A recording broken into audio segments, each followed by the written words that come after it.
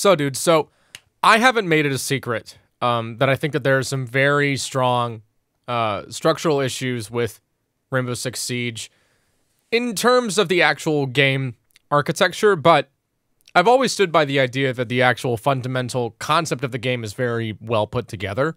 In the event, the game did get a port of some kind. This is something people talk a lot about, a supposed Rainbow Six Siege 2. You know, this is a very popular talking point. But before I get into it, I'd like to say the video was sponsored by Keeps once again.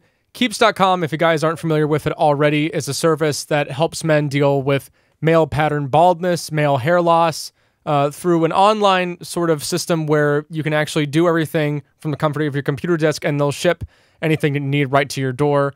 Consultations with the doctors are all done online. You don't have to go and drive to a doctor's office, so it's super convenient, super easy to do. 2 out of 3 guys will experience some form of hair loss by the time they reach age 35, but you don't have to start your baseball cap collection just yet.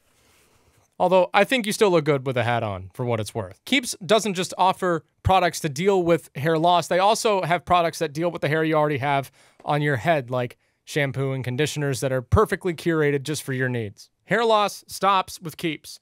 To get 50% off your order, go to keeps.com/Gregor or click the link in the description. That's keeps.com/Gregor, 50% off your first order. And thanks again to Keeps for sponsoring this video. Ubisoft's already gone on the record and said, we have no plans on doing a Siege 2. We think we can do everything that we want to do with the game that we have. I think that this statement was put out by a social media guy that was told to say this. I don't think that they actually believe this. At least I don't think any of the engineers on the ground feel this way. I think this is a corporate response. I think it's a corporate response because I don't see how anybody can look at what's going on with the game and go, yeah, you know, Rainbow Six Siege wouldn't benefit from better sound propagation, better optimization, a game client where you can invite your friends that doesn't run like shit, an in-house anti-cheat developed by Ubisoft that is more compatible with Rainbow Six Siege, that instead of using a proprietary third-party system that we have to rely on and then we have to train staff that we onboard onto the team at Ubisoft to use. Right? I think a new engine, or at least an updated engine, I think a brand new game with a fresh start, with a toolkit that is easier for the devs to use without all this spaghetti code crap that they put up with, that new guys come in and then they have to deal with legacy code that's been in the game like 7 years ago and they don't know how to work on it, and then, you know, maybe they'll like call one of the guys that they replaced and they'll be like, hey, what the hell's going on with this thing? Why did this make the Echo drone not work?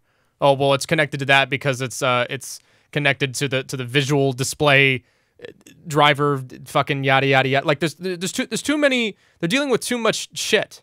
I think a Siege 2 would genuinely make it easier for the engineers to do what the hell they need to do to keep stuff from getting in their way. But unfortunately, I don't think this is ever going to happen. Mainly because Ubisoft corporate is allergic to good ideas, and they fire anybody with good ideas as well. So, you know, if you have a good idea, you kind of have to stay under the radar and keep your mouth shut, or you might get fired.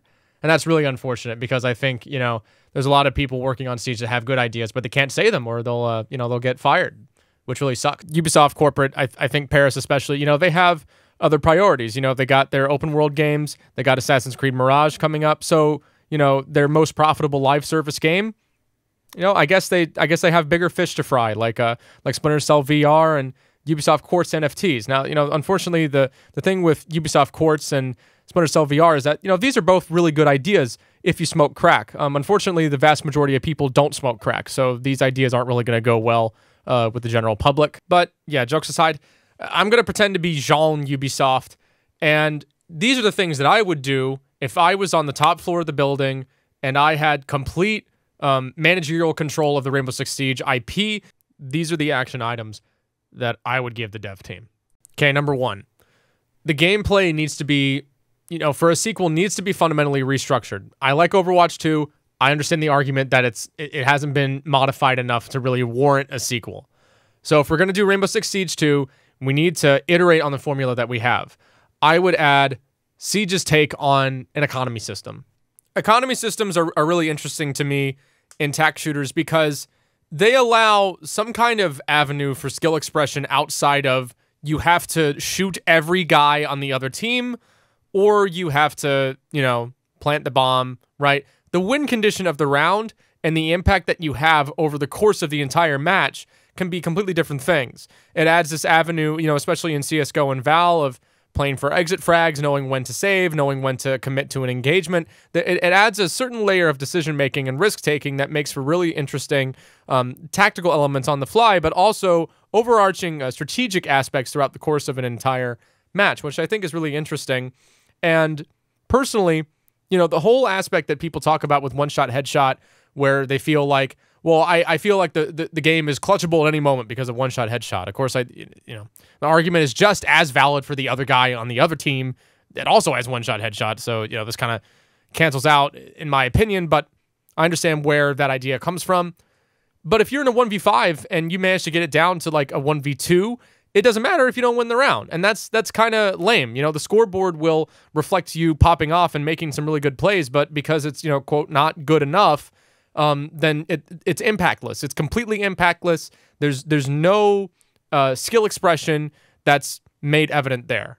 So the way that I would probably do an economy system in Siege is that I would focus on the gadgetry itself. You know, the actual reason that people like to play Siege is the gadgetry and the map destruction and the physics and all of this geometry, puzzle solving kind of thing.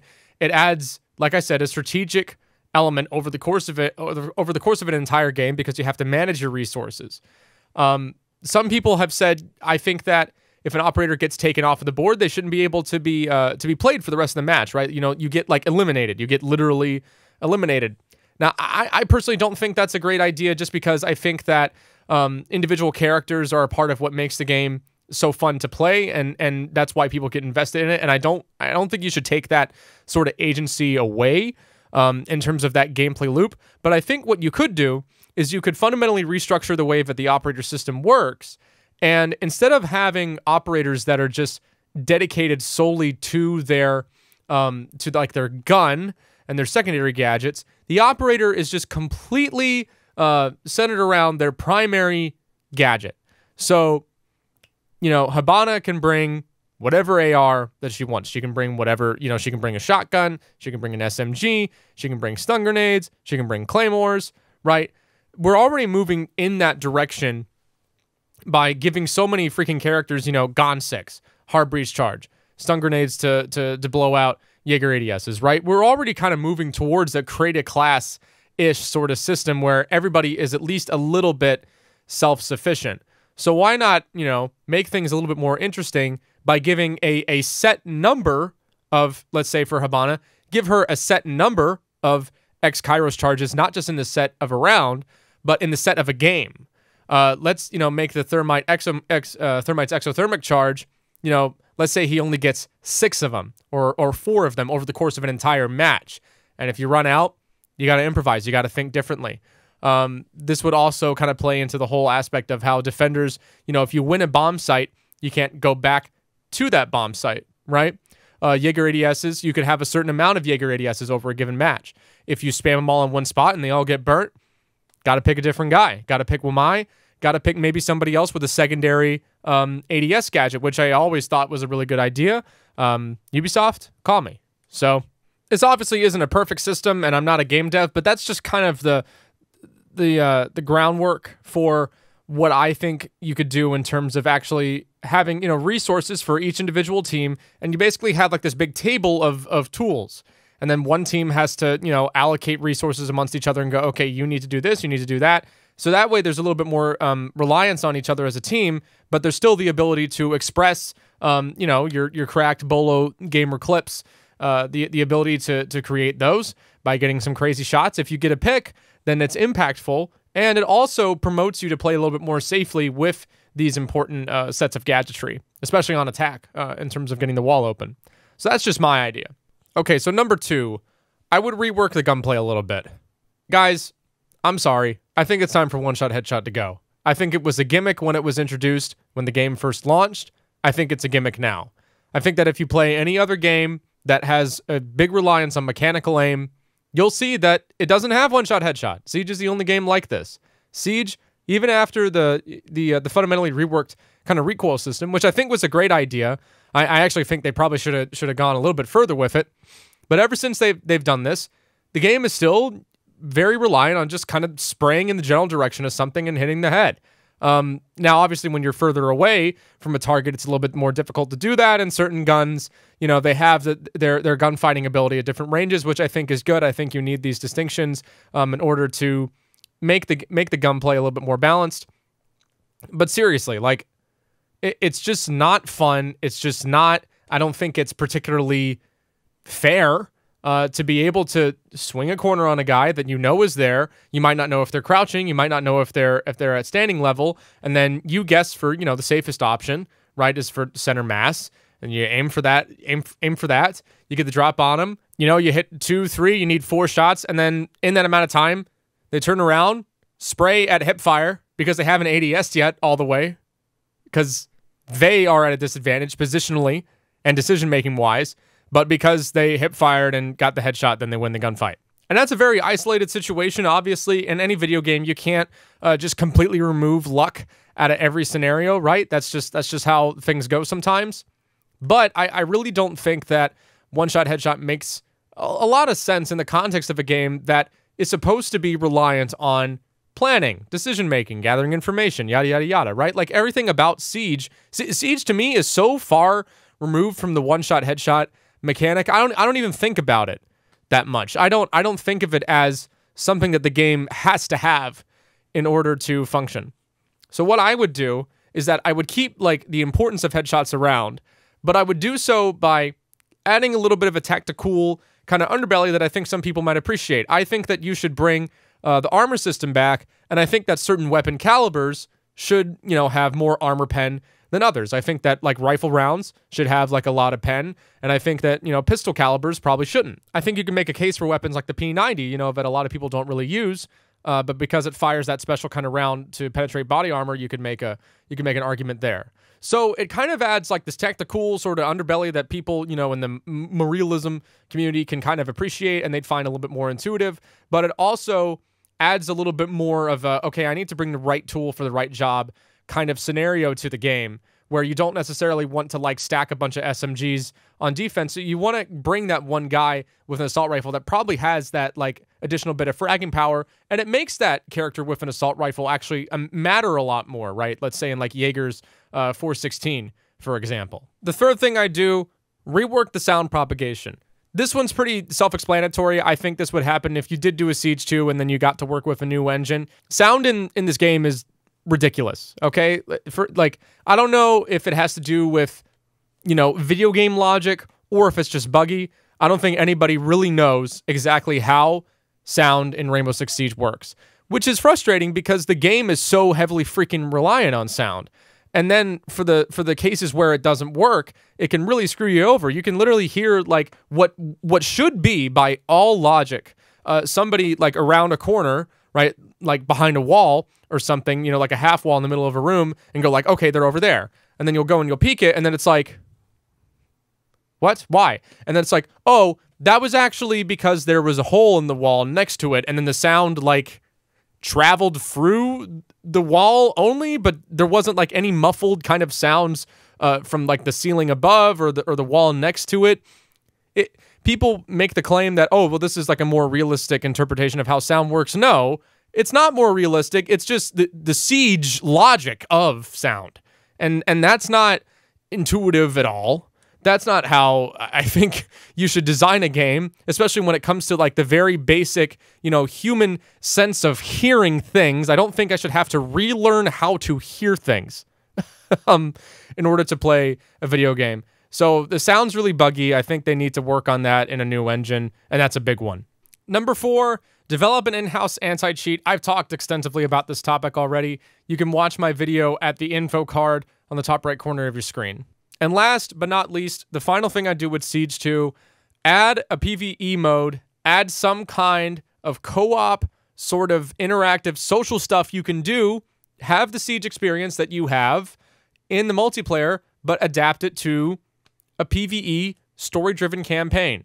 If we're going to do a sequel and we're going to charge probably freaking $70 for it, add a freaking campaign. Get a team of people dedicated to making a curated experience that's not Extraction. Okay, we're just gonna ignore Extraction. Okay, we're gonna pretend that that doesn't exist. All right, it's not like people that don't already do that to begin with. I don't really have a good idea of what Ubisoft is trying to do here, thematically, with the actual amount of grit and groundedness in terms of Rainbow Six Siege. One, you know, cinematic they'll do is really gritty and grounded, like the Ella Zofia one, where Ella got pissed off and went to join Nighthaven. They had a certain kind of vibe with that. And then they do Sens going into a gunfight while listening to their iPod. In a gunfight while like, it's like, huh? These don't go together, right? This is oil and water. Like, you got to pick one. You got to pick, like, I would prefer if you went down the route of the older school Tom Clancy stuff, the kind of tactical espionage sort of themes, political kinds of themes. I think that's what you should go for personally if I was in charge. But if you want to do the Marvel mid bullshit, go ahead. Just like pick one, you know? And personally, I don't think you have to Marvelify it. I don't think you have to make it Marvel mid bullshit, right? I think that whoever's in charge of the actual character designs at Ubisoft is pretty good at what they're doing. I don't have a problem with Azami's character design. I love Grimm's design. His whole outfit is really, really cool. I love the hat. He looks like a PMC.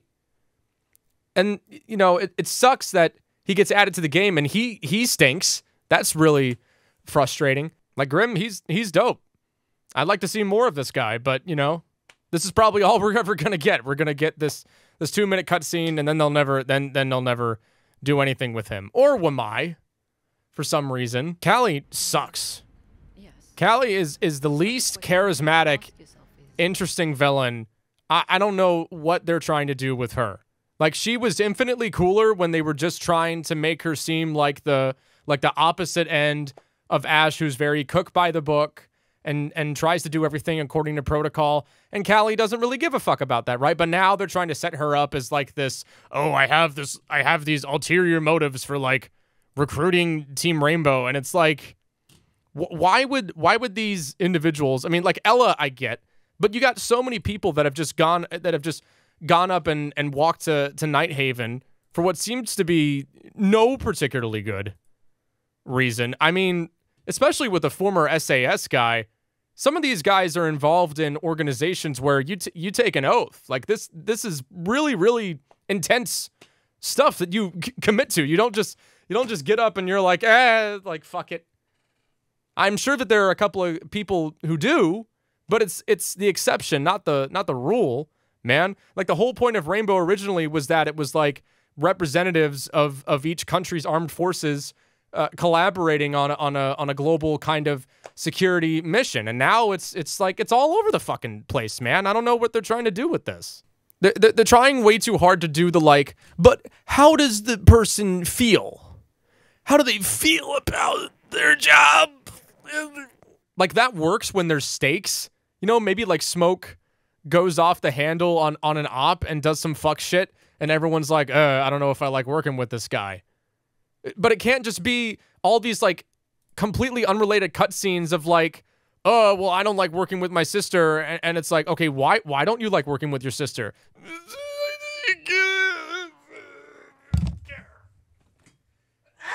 Like, that's fine. You can do that. You can't just have that be the only conflict in the whole plot. Like, there has to be more. There has to be a bigger overarching narrative. And Nighthaven isn't good enough. I'm sorry, Nighthaven is just not a compelling villain. I don't understand. Like, it's just beef. It's high school beef in a global crime fighting unit. My buddy Vexium was talking to me about this earlier. They had the Flores cutscene, and Castle and Goyo were kind of doing like a buddy cop thing. This is dope. Why did they stop? Why did they stop here? Why did they do anything else with this? This is actually cool. Flores has a whole background where like Ash put him in witness protection. He has like information on some shit that could be related to the Nighthaven stuff, right? Otherwise, why are we doing all these cutscenes? Here's a villain. Here's a bad guy. They're fighting this dude. I had to mute it because of the copyrighted music, probably. But then, like, You have this kind of serious vibe, like I showed you earlier with the Ella cutscene, and it's tactical, it's military stuff, cop stuff, it's grounded, it's gritty, it's fucking, ugh. And then they do shit like this. Listening to music in the middle of a fucking op, in the middle of a gunfight. Why does Lion look like he rides a bicycle? Why does he have a bicycle helmet? Why is Sens listening to music in the middle of a freaking gunfight, in the middle of a job? Are you kidding? Like, they're trying to do the whole, like, the new narrative, I guess, here is the whole thing with Azumi's boss, who got whacked by who knows, and she's trying to figure out who did it, and yada yada. And so we've gone from, like, this cutscene to the Sens introduction cutscene to the Grim introduction cutscene, and this is, like, the whole, I guess, like, bigger picture here. But I don't care about any of this crap because I don't know who this guy is. Who? What does he do? What did he do? Was he like an arms dealer? Did he work with Harry in the past? Like, if you have 2 minutes every 3 months, you gotta, like, find a way to, like, frame some of these questions a little bit more clearly. Because so much of this is just, there's no tension. There's no drama. Nothing really plays out in a way where it's like, oh, I give a shit. Like, oh, look, Sam's back on an op. That's crazy. Remember when Sam, he got introduced to Rainbow and all he does is just kind of sit around and drink coffee and read the newspaper? Like, I thought he retired. There's just no, it's so dry, man. And I want more, and there's good pieces here, but I don't know what the goal is. I don't know how they're going to try to connect all of these parts. What I really think they should do is just dedicate time to do a good, like, story-driven campaign with some co-op sections, and maybe you have different parts and pieces here where you get to work alongside Nighthaven, and then maybe Nighthaven and Rainbow Six don't work together. Maybe Harry has to deal with, the fallout of all that, right? That would actually have mechanical stakes where you interact in the game world. But here, it doesn't matter because everybody's on the same team in the multiplayer. The dev team has too many roadblocks to get this game to up to a AAA standard. I don't know how anyone who knows anything about business management can look at Rainbow Six Siege from a business management point of view and go, yeah, everything's okay. Like, everything's fine. Projects get delayed constantly. There doesn't seem to be an open line of communication between the dev team and the community. There doesn't seem to be an open line of communication between the ground game, like the lower floor engineering staff, the coders, the people working on skin, stuff like that. There doesn't seem to be an open line of communication between them and corporate. It seems like they're getting assigned a bunch of different tasks that don't really seem to be allocated towards the fruition of a bigger player base, of a healthier community. It's just kind of like kicking the can down the road. Okay, we're going to clock in. Oh, shit, we need to make a new op. I don't know. He makes, like, bees. Well, we can't make him too overpowered. We don't want to do the lion thing all over again. So just like, fuck it. Like the game feels like it's being worked on by people that are overworked and short-staffed.